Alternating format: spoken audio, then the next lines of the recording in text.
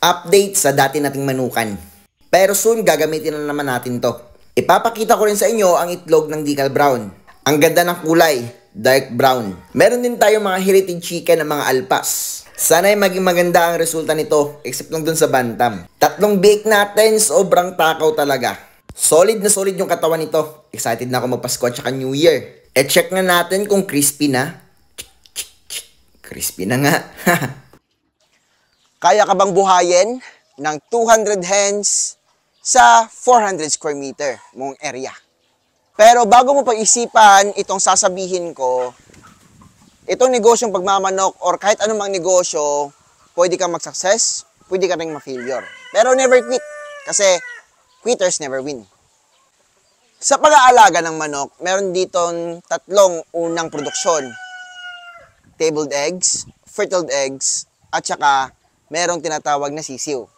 Meron din namang fattening, pero yung pag-usapan natin yung tatlo lang na unang nabanggit ko. Kung ang gusto mo lang ay for tabled eggs, hindi mo na kailangan mag-alaga ng rooster dahil mangingitog naman yung manok basta't binibigyan mo lang siya ng pang-layer na patuka. Pero kapag gusto mo makuha yung tatlong produksyon na yon, kailangan mo mag-alaga ng rooster. Sa 200 hens, kailangan mo ng 40 roosters kasi 1:5 yung ratio natin. 1 rooster for 5 hens. Sa 240 na manok, yung kailangan mong gastusin is 24 kilos kapag gusto mong sundin yung 100 grams. At saka, dito tayo sa pag-usapang pure feeds muna. So kapag pure feeds, yung mga gastos mo, no, is dito sa amin, ginagamit namin is V-Pro. So every kilo nun, dahil isang sako yung nabibili ko, yan. So, per sako po kayo bumili, no, kapag marami na yung manok nyo, para makatipid po kayo. Yan, para yung benta sa inyo is mura. Yan, so, 35 pesos per kilo yung V-Pro 4,000 yung gamit ko. No? I-times natin sa 24 kilos. Gagastos ka ng 860 pesos a day sa patuka. Sabihin natin 900 pesos na kasali yung vitamins. Which is yung binibili pa namin vitamins dito, no, is yung King's Vita Plus at isang box talaga yung nabibili ko dahil mas nakakamura ako dun. Kaya sa isang buwan, gagastos ka ng 27,000 pesos. No? Ganyan po kalaki yung gagastusin mo sa pagkain at saka vitamins sa 240 mong alaga. Magkano naman yung puhunan para doon? Sa puhunan, depende yan sa inyo. Pwede kayong magsimula sa sisiw or sa breeders na mismo kapag meron kayong budget. Mas sinasuggest ko na mag-alaga talaga ng rooster para pwede kayong magbenta ng, sabi ko nga kanina, tabled eggs, fertiled eggs, tsaka sisiw. Yan. So ano ba yung pinagkaiba ng tabled eggs at tsaka fertiled eggs? Ang tabled eggs, kapag yun yung kinakain natin sa mesa, no? Yung fertiled eggs naman, yung pwedeng maging similya. Pero paano ma-differentiate agad yung fertiled sa tabled eggs? Ang tabled eggs po is, halimbawa, yung dito kasi sa manuka namin, 5 days kami nag-iimbak ng itlog, no? Pinaka-maximum yan, bago i-load sa incubator. No, 3 to 5 days. Yan. Kapag lumampas na ng 5 days or 7 days, kasi sa iba 7 days talaga yung pag-iimbak nila. Yan. Kasi kapag 7 days na po, yung fertiled eggs, na may similyado yan, no, bababa yung kanyang fertility rate. No? So, pwede siyang ibenta for tabled eggs. Yan. Yung fertiled eggs po, kapag lulutuin po natin yan, wala po talaga yung laman. Yan. Invisible pa po yung similya kapag fertiled eggs pa. Malalaman lang na meron na talaga yung similya pag na-incubate na. No? Pero mataas yung fertility rate ng fertiled eggs kumpara doon sa tabled eggs. Kasi yung tabled eggs, dito sa manuka namin, yung estilo namin, medyo matagal na or 1 week na siya. No? Yan. Sa mga sa palengke, yung mga itlog na nabibili nyo, mas matagal pa. Like 3 weeks, 2 weeks, no, bago binibenta. Ganun yung pag-iimbak nila dun sa palengke. No, kasi hindi naman araw-araw nauubos yung kanilang itlog dahil marami naman silang supply.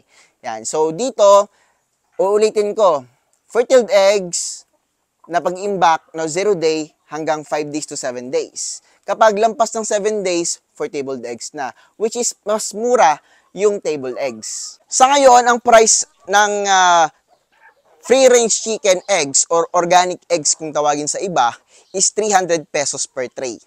So, dito sa 200 mong hens, sabihin natin, yung mangingitlog dyan is 50% lang. No? 100% organic, 100% commercial feeds na yan. Pero sabihin natin, kahit 50% lang yun ng itlog. So, 100 eggs, no? Yung mga kolekta mo. Sabihin natin, 3 tray lang.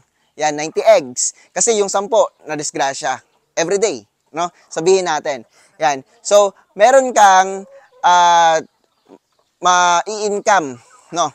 Na 900 pesos a day. Yan, no? Bawi lang dun sa ginastos mo sa feeds and patuka mo kapag dun ka sa tabled eggs. Kaya dito naman tayo sa usapang fertile eggs.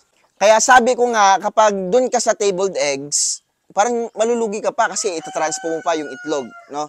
Kasi nag-pure feeds ka, tapos 50% lang, which is posibleng mangyari dahil nga sabi ko nga sa inyo dito sa negosyo, no, kahit anong negosyo, pwede kang ma-failure, pwede ka rin mag-success, no? So dapat wise ka sa mga decision mo. Sa tabled eggs, masasuggest ko, no, halimbawa kung 50% pa rin tapos commercial yung gamit mo, mag-organic ka, mag-add ka ng organic. Yan, no, 50% organic, 50% commercial, which is ginagamit din namin yan dito sa manuka namin, no, para makatipid. Yan. So, doon naman tayo sa usapang fertile eggs. So, hindi ka kumita, failure ka doon sa tabled eggs. Dito naman tayo sa fertile eggs, commercial pa rin tayo na feeds. So, meron ka makukolekta 50% pa rin na itlog, so 100. Yan. So, 3 trays, no? Tapos, ebebenta mo yan. Yung 3 trays na yan for fertile eggs. Yung fertile eggs ngayon is nasa 700 to 800 pesos. Sabihin natin kahit 700 lang. So, meron kang 2,100 pesos a day sa fertile eggs. Yung ginastos po, 900 pesos. So, bawi ka, no? Yung pwede mong kitain sa fertile eggs, no, 2,100 pesos a day. So, sa isang buwan, 63,000 pesos. Yung ginastos mo naman is 27,000 pesos sa feeds tsaka sa vitamins. Medyo bawi sa fertile eggs, kapag kahit 100% commercial feeds ka. Kumita ka sa fertile eggs, dito naman tayo sa sisiw. Sa sisiw naman, posibleng may bumili sa inyo, posible din sa isang linggo walang bumili. No? So, depende yun sa inyo kung ano yung sisiyo, kung ibabagsak presyo nyo, gawin yung fattening for meat production. Pero ibang usapan naman yung meat production, pag-uusapan din natin yan sa mga susunod na content natin or topics. So, dito naman tayo sa usapang sisiyo, kung kikita ba kayo dito. Sa sisiyo, halimbawa, 50% pa rin tayo. 100 eggs pa rin sa isang araw, no?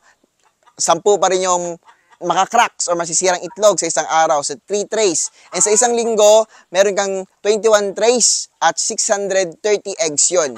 Yung 630 na yon, ilo-load mo sa incubator. Sabihin natin, medyo failure yung pag-incubate mo, no? Every week.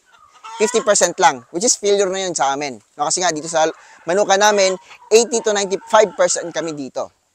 Ayan, so, doon tayo sa itlog na in-incubate nyo.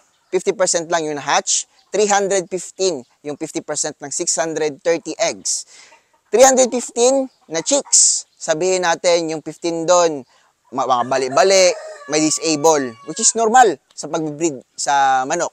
Yan, 300 chicks, no? So, yung 300 chicks na yon, yung bentahan standard price is 100 pesos each. Yan. So, kikita ka ng 30,000 pesos sa isang linggo at saka 120,000 pesos sa isang buwan kapag meron kang market sa sisiw. So, dito sa amin, meron kaming market. Kaya medyo kaya namin yung ganun. Sabihin natin, yung kinitas nyo sa sisiw na 120,000 pesos, 20,000 doon sa feeds nila and sa kuryente. Which is, hindi naman talaga aabot sa ganyan yung mga gastos, no? Kapag ma-out nyo agad yung mga sisiw. Yan, kasi 3 days to 5 days old lang, hindi pa masyadong malakas kumain yan, at may bebenta nyo agad. Pero nakadepende yan sa marketing strategy nyo. So, doon tayo, no? Balik tayo sa 100,000. Yan, minus 27,000. So, 70,000 pesos yung pwede mong kitain sa sisiw, no? So, masasabi mo, buhay ka na ba sa 200 hens mo at 40 roosters sa 400 square meters mo area? Pero disclaimer lang po, about sa mga amounts na sinasabi ko, pwede yung kitain niya ron mahigit pa, and pwede din po kayong lumagapak, lalong-lalo na kapag hindi nyo passion itong pagmamanok. So, dapat passion nyo and may knowledge kayo about sa pagmamanok, no? About sa knowledge, may available videos tayo sa YouTube channel natin, dito sa Facebook page. Yun lang po mga ka-native, sana may mga natutunan kayo. God bless us all. Bye-bye po!